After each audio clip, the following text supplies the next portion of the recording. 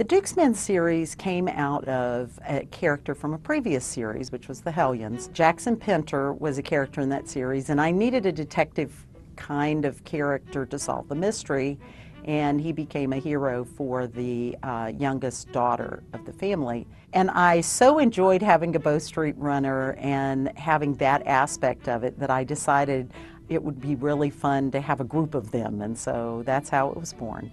It's hard to pick a favorite from the Duke's Men series, but I think my favorite is going to be Dominic Manton, partly because I've known him the longest. He was in the Christmas book that came before this series started, and he's also the most sensible of the characters, but he's also lost the most because of his villainous brother.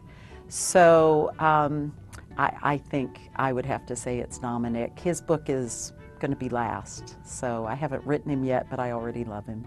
I like to have heroines who actually do something. I don't know why that is, maybe because I'm a modern woman, and there were more women then who did those things. It's not common. You did, you know, if you were a lady, you were not supposed to have a profession.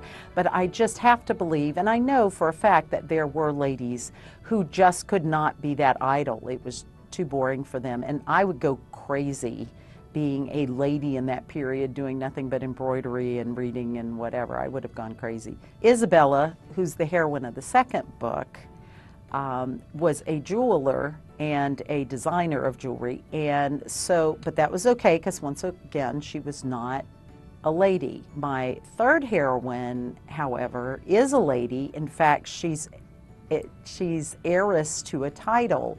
So even though she is a lady and doesn't do anything, she actually does what all the gentlemen who were lords did, which is run an estate.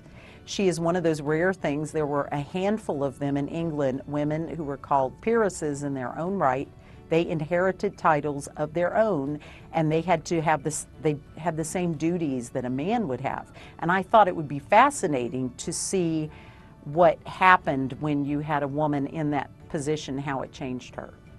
The only time I base characters on people I know is usually with secondary characters.